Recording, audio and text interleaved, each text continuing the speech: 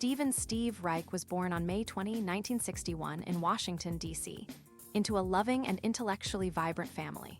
His parents, Arlene Goldstein Reich and Samuel J. Reich, instilled in him the value of education, wit, and community.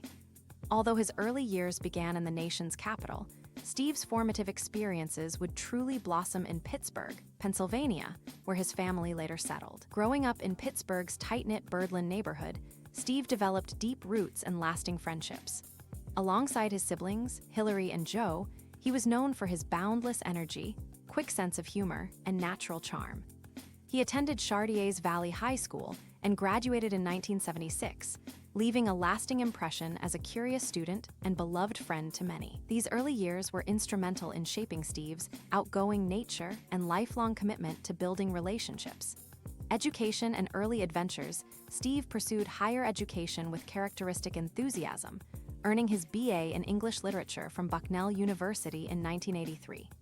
During his time at Bucknell, he explored a passion for literature, storytelling, and the arts. He also embarked on a semester abroad in Europe, which turned into one of the most adventurous chapters of his young life. That experience helped broaden his worldview and further enhanced his appreciation for different cultures and human connections. After returning to the United States, Steve's academic journey continued with a law degree from the University of Pittsburgh. While many saw law school as a demanding career path, Steve embraced it with his typical blend of diligence and lightheartedness. Friends and classmates often recalled his unique ability to balance humor with intellect, making even the most stressful academic moments feel manageable. Career in sports management. Steve's career began in 1987 when he joined his uncle Tom Reich in the sports management field. From the outset, Steve stood out not only for his legal acumen, but also for the warmth and authenticity he brought to every relationship. His professional journey took a significant leap forward when he became president of RBRT Sports Group from 1993 to 2000. During this period, he built a reputation as a fierce advocate for his clients and a trusted confidant in the world of professional sports. After a successful run in executive roles, Steve co-founded Reich Publishing and Marketing in 2001, further cementing his influence in the sports and publishing industries. His later partnership with 02K Sports Management showcased his enduring relevance and adaptability in the competitive landscape of athlete representation. Steve's roster of clients read like a Hall of Fame list, including Mario Lemieux, Ron Francis, Tom Barrasso, Kevin Stevens, and more recently, Vince Trocheck of the New York Rangers. To his clients, Steve was never just a manager. He was a mentor, a friend, and a guiding force. A personal touch in every relationship. One of Steve Reich's most remarkable qualities was his ability to create deeply personal relationships in a professional world. His clients and colleagues often described him as a man who truly cared. Whether hosting post-game meals, attending charity events, or lending a listening ear, Steve ensured that those around him felt seen, heard, and valued. He had a rare talent for remembering names, birthdays, and personal stories, details that made people feel special. Kevin Stevens, one of Steve's closest friends and clients, shared how Steve was the go-to person in Pittsburgh who knew everything about everybody. That keen insight was more than professional. It was rooted in genuine interest and compassion. His legacy wasn't built on contracts or deals alone, but on the trust and camaraderie he cultivated over decades.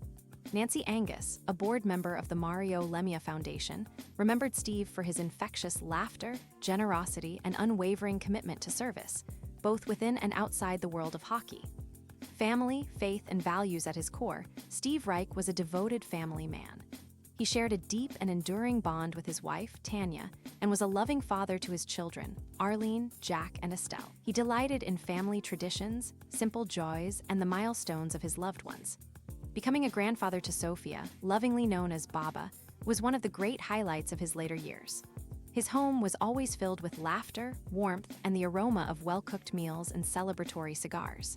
His Jewish faith and cultural heritage were integral parts of his identity, reflected in the values he passed on to his children: loyalty, kindness, humility, and resilience. Though he lost his mother Arlene and his beloved Uncle Tom earlier in life, Steve carried their legacy with grace and strength.